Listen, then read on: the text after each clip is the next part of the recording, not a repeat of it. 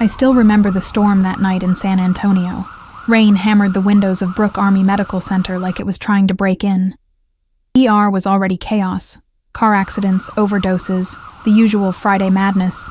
When the double doors flew open and paramedics rushed in a gurney carrying what looked like death itself wrapped in camouflage. It was General Harlan Thorpe, 4-star United States Army. 58 years old, built like an old oak tree even after the blood loss. Shrapnel wounds to the abdomen, massive internal bleeding, vitals crashing. The trauma team swarmed him, but he grabbed the lead surgeon's wrist with surprising strength and growled through gritted teeth. "Not any of you. Get me someone I can trust or let me bleed out right here." The room froze. Nurses exchanged looks. Who refuses surgery from the best trauma center in the military health system? My heart pounded as I pushed forward with IV fluids. I was the newest on shift, barely 6 months out of my civilian nursing program, after years away from anything military. They called me the rookie. But as I leaned in to adjust his oxygen mask, I saw it. An old, faded scar running along his left clavicle, shaped like a jagged hook. I'd seen that exact wound pattern only once before, in a dusty forward operating base in Afghanistan. General, I have something on a for you. teammate who'd taken a glancing round Your from dog PKM. tags. They were with the Delta. The kind of mark you get when you're too close to the fight. He locked eyes with me for a split second, then looked away like I was nothing. But something in his expression shifted. Recognition? Fear? I couldn't tell. My hands trembled as I prepped the central line. That's when he whispered, barely audible over the monitors, "If you're who I think you are, prove it. Or walk away." My stomach dropped. I hadn't carried those tags in years. Not since I buried that life. But something told me this was the moment they mattered again. My name is Elena Ramirez. I grew up in a dusty trailer park outside Albuquerque, New Mexico. Single mom, no dad around. High school was mostly skipping class and dreaming of getting out.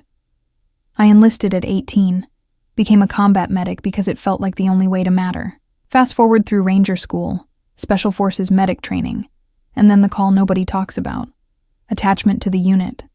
Delta Force. Not as an operator, they don't take women for assault roles, but as embedded medical support for Black Ops. I ran with them for 6 years. Saw things I can't unsee. Lost people I loved like family. The last mission, let's just say I came home in pieces. I left the Army, went civilian, moved to San Antonio for a fresh start. Got my BSN, started over in the ER. Nobody here knows. I wanted it that way. But that night, with General Thorpe bleeding out and refusing everyone, the past came crashing back. I stepped behind the curtain, slipped my old dog tags from the chain around my neck. They were still there, tucked under my scrubs like a guilty secret. Standard metal, but on the back, scratched small and deliberate. A tiny winged dagger outline, faded, and my old call sign initials, ER, etched beside it. I held them low, so only he could see. His eyes widened. The grip on the surgeon loosened. "You," he rasped. "Ramirez, the ghost medic from Kandahar, thought you were dead." "I almost was," I whispered back. "But I'm here now. Let them operate. I'll stay. I'll make sure it's done right." He nodded once. The room exhaled. Surgery started immediately, under my supervision, though I had no official rank anymore. As they opened him up, he stayed awake long enough to murmur details, only we would understand. A classified op gone sideways years ago, the same one that ended my career. Shrapnel from the same blast that hooked his scar. We'd pulled each other out of that hell. He never forgot. I tried to. End of Chapter 1. TWA 100 Chars Block 1. TWA 100 Block 2 total, 4,200. If this story has already gripped you, please take a second right now and subscribe to the channel, because what comes next reveals secrets and twists you won't see coming. The surgery lasted 5 hours. I stood there in sterile gown and gloves, watching every move, calling out adjustments like I was back in the field. The attending surgeon kept glancing at me like I'd lost my mind. But General Thorpe's vitals stabilized the moment I was in the room. Afterward, in recovery, he asked for me alone. We talked in low voices. He told me why he was here. No official report. Just off-the-books travel, when insurgents hit his convoy in a place we both knew too well. He said he'd been tracking loose ends from that old mission. Loose ends that might still be hunting. Then he asked the question that chilled me. You ever miss it, Ramirez? The fight? I didn't answer right away.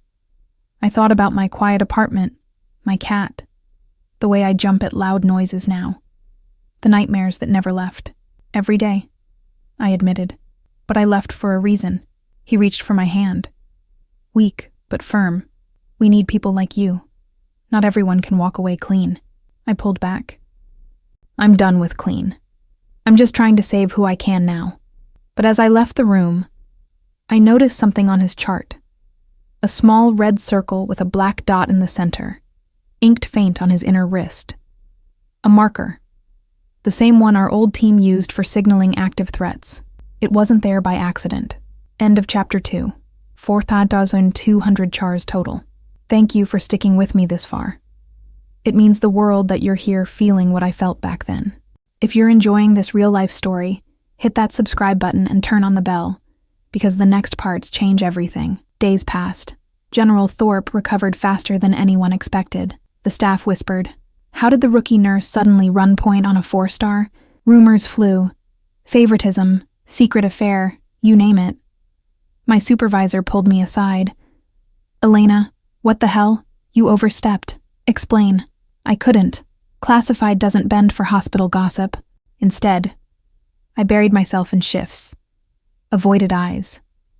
But late one night, as I was leaving, 2 men in plain clothes waited by my car. Not hospital security. Military. They handed me an envelope. Inside, a single photo from 8 years ago. Me and Thorpe in desert gear, laughing after a successful exfil. On the back, "We know who you were. We need you again." My hand shook. I thought I'd escaped. Turns out, some wars don't let you go. The next shift, Thorpe was gone. Discharged quietly. But he left a note under my locker. "If it comes for you, use what you learned. Stay sharp, HT."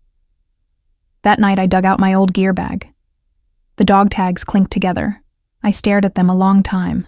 End of chapter 3. 4,200 chars total. Now I want to hear from you. Where are you watching this story from? Drop it in the comments below.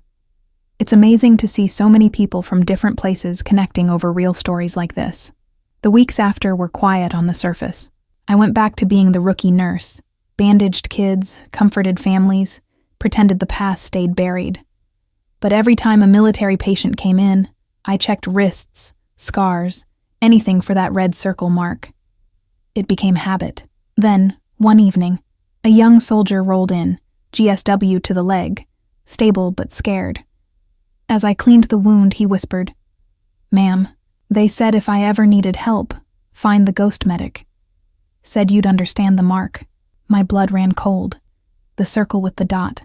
He had it tattooed small behind his ear. "Tell me who sent you," I said.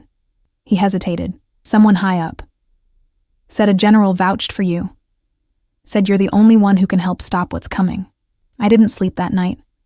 The choice was clear. Stay hidden or step back into shadows. I thought about my mom back in New Mexico. The life I'd built. But some debts don't expire. I called the number from the envelope.